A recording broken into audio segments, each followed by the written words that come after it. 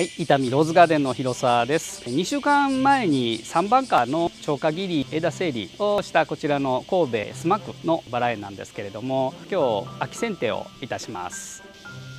こちらがハイブリッドティーとフロリバンダッシュです。戸建て製のモダンローズが植わってるベッドなんですが、今年の梅雨すごい長くて、7月の長雨と梅雨が明けてからは8月の猛暑、ここへ来てね、ちょっと猛暑日が今日から落ち着いたような感じになってるんですけれども、水枯れですね。すごい水はけのいい場所で、もうね2番花の枝ぐらいまで葉っぱがほとんどない状態になってしまってます。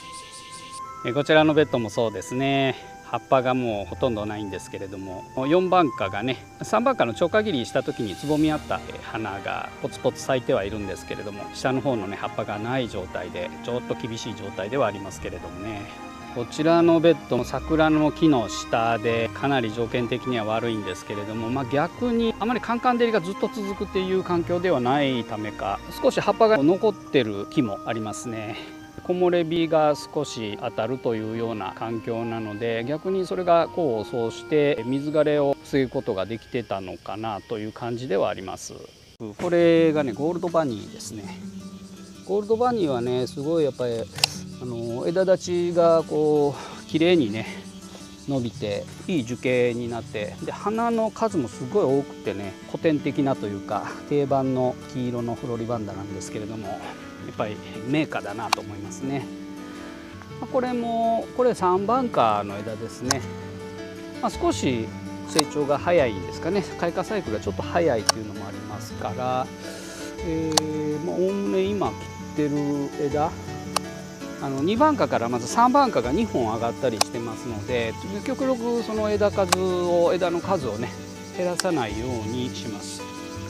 ゴールドバニーはねすごい、だいたいこの切った枝から2本花枝が上がってきますので、こんもりとねもっこりこんもりいい感じの樹形になる品種なんで、枝数はあまり減らしすぎないようにしますね。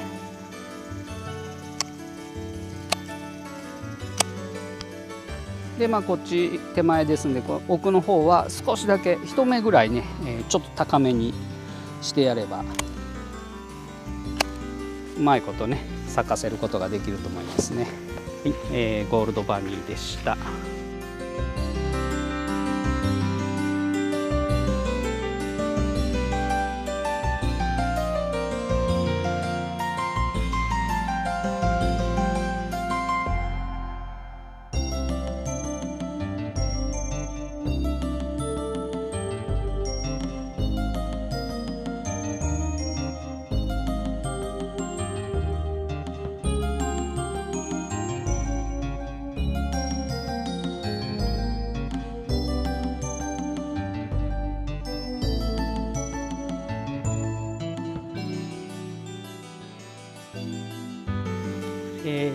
ヨハンシュトラウスですね。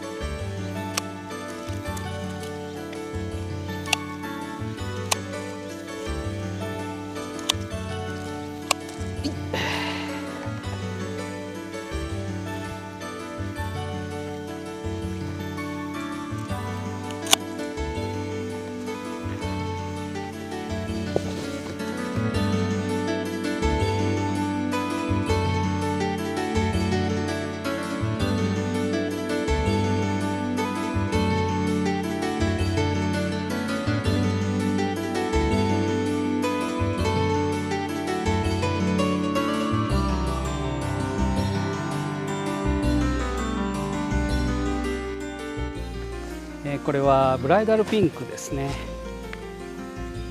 でもちょっと葉っぱがねほとんどない状態で、1番花の葉っぱはもう全くなくて、2番花の葉っぱも、かろうじて上の方だけ残ってるっていう状態ですね。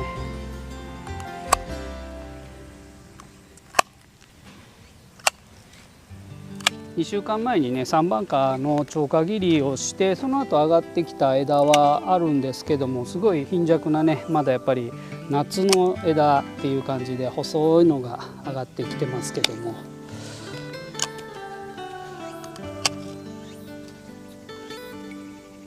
すぐこう上がってるね、そのすぐ下で切ってます。芽の方向を見ながらね。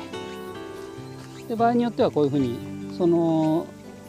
超過切りした後上がってきた花枝、下の方だけちょっと残して、こんな感じで切るという枝もあります。はい、ブライダルピンクでした。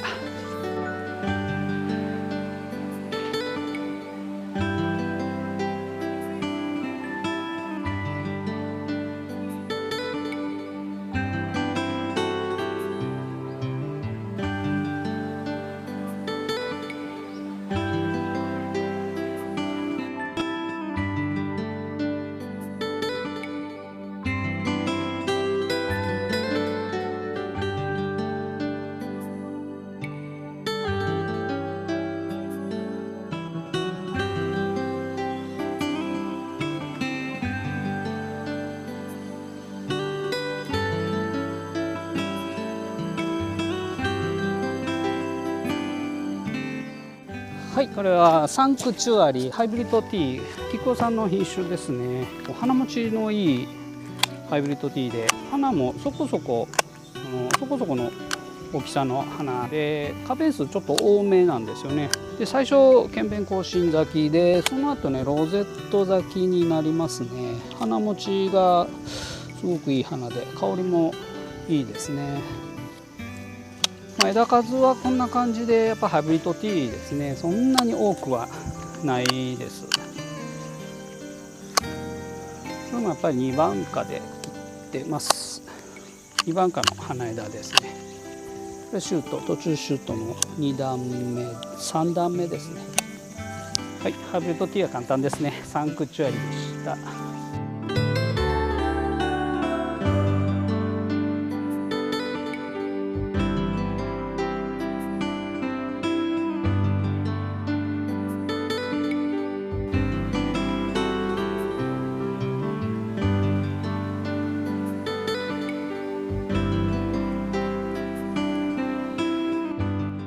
天津乙女ですね。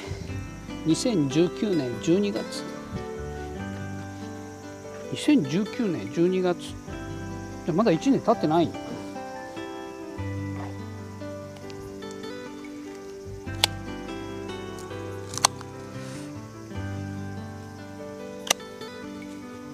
れはこれもね基本的には2番花の枝で切ってますが、一部1番花の枝で切らざるを得ないところもありますね。アマツはやっぱり黒点に弱いっていうのはあるんですけど、この環境で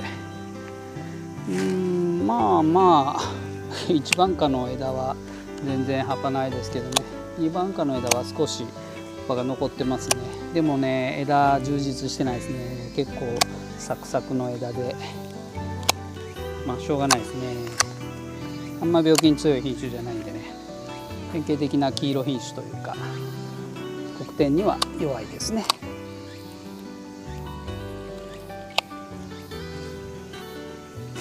ちょっとね花壇の後ろの方に、できれば花壇の前の方が良かったんですけどね、そんなに大きくなる品種ではないので、だけどしょうがないんで少し高めの剪定位置で枝を長めに残してます。はい、天津乙女でした。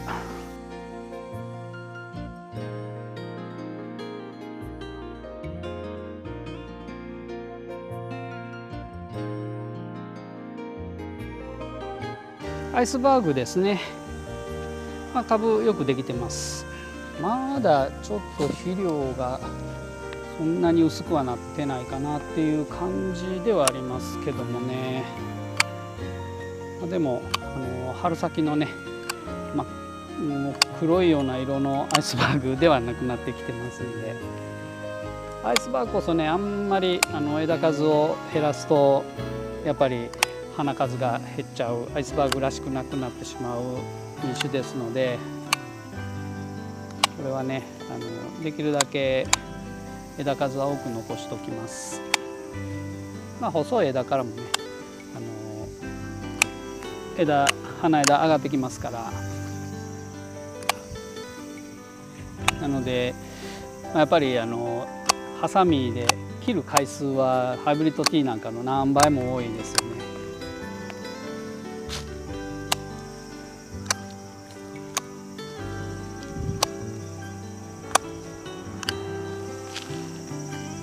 だいたいこれも2番花の枝で切ってますね。そんなに意識はしてないんですけどね、1番花で切るとか2番花で切るとかいう意識はしてないですけども、ちょうどいいかなと思うような、ここから伸びてくれっていう芽の上で切ったら、結果的に2番花になってるっていう感じですかね。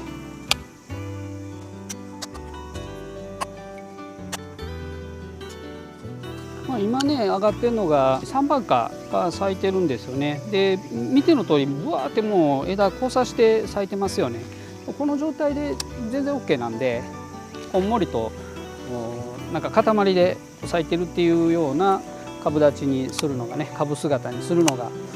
アイスバーグらしいかなと思いますので、枝交差するのは全然気にしなくていいですね。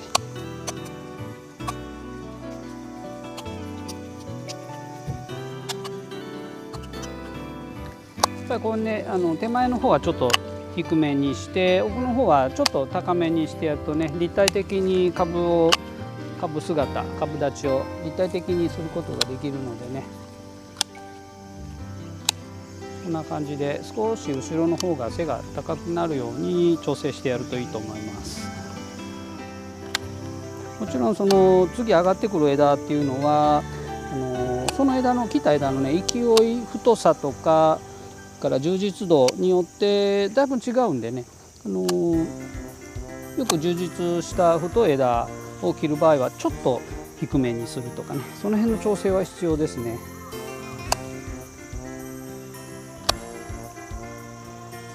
なのでこういう枝ね、ここで今切ってますけど、ちょっともう一段低くします。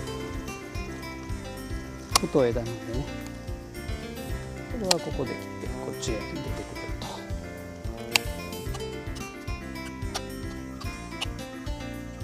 はい、かなりたくさん枝数残したねアイスバーグの剪定でした。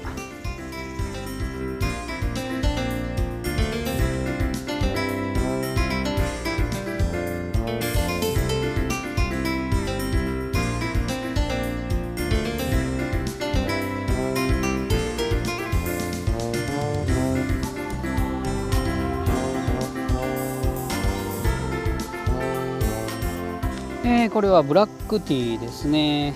植えた日は書いてないですけど、株元見る限りもう1本立ちで相当フル株になっているように見えるんですが、実際どうかは分かりません。おそらく10年ぐらいは10年以上は経ってるでしょうね。これは1番花の枝で切っています。遅くに出た1番花の枝ですね。ベーサルシュートに近い、ここから出てるねめちゃめちゃ太い枝がありますけど、これは3段目でそちらから見てねこっち側が奥の方になりますので、少し高い位置で切ってますけれども、これもね1番花の超過切りした後芽が出てないんですよね。ちょっと落としときましょうか。でこっち側にもしかしたらこれからね出てくるかもしれないんで、ちょっと刺激与える意味でちょっと小口だけ切っておいて出てくれたらいいんですけどね。1番花の超過切り後ずっとじっとしてる感じですね。これは2番花の枝です。でも2番花の枝ですね。かなり高い位置にはなりますけれども、後ろなんでねいいかなと思います。ブラックティーでした。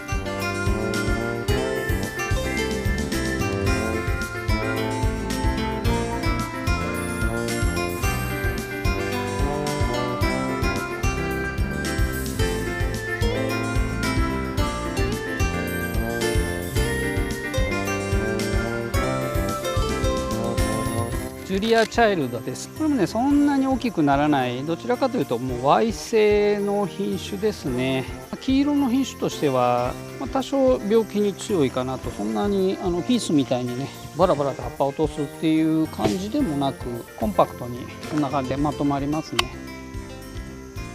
だからこれもちまちまと細かい枝みんな残した状態で、枝数をあんまり減らさないように注意しながら、これはねもう今現在の花枝だから2番花と3番花で切ってるっていう感じですね。バランスよく枝が上がるように考えながら枝を切っていってます。中にはこれね1番花で今切りましたし、こんな感じで先の方を切っていく感じですかね。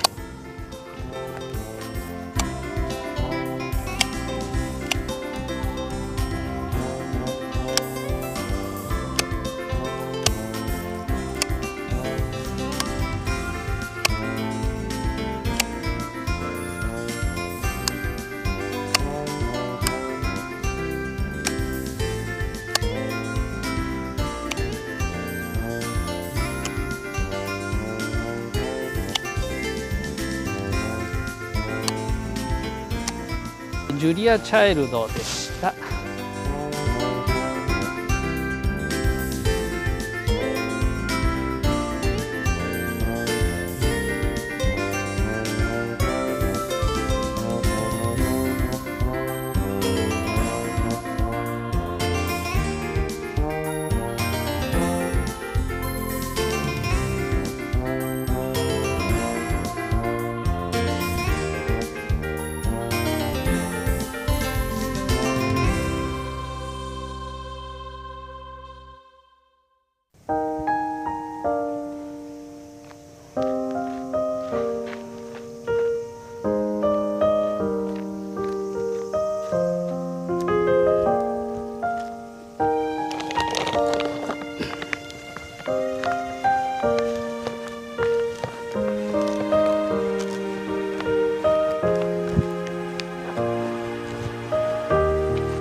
はい、剪定が終わったら追肥をしておきます。この秋のね花が上がってくる時に効くように、苦溶性成分の多いこのアイビカセイ、バーディラジですね。これをだいたいここは植え床すごい大きい植え床でゆったりと植えてあるんでね、1株あたり2握りぐらい、7、80g ぐらいになるかな、やっておきます。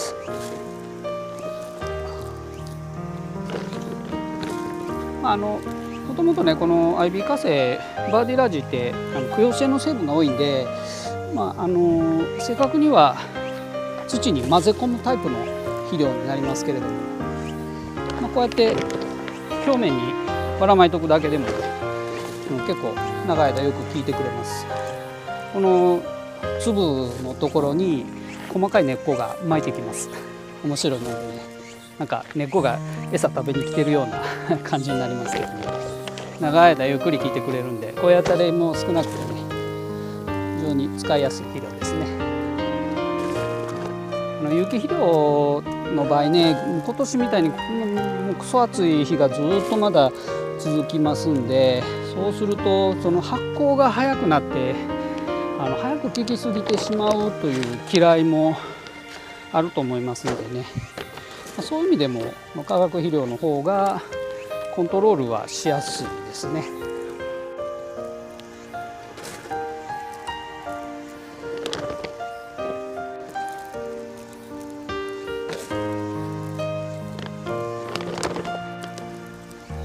それではまた。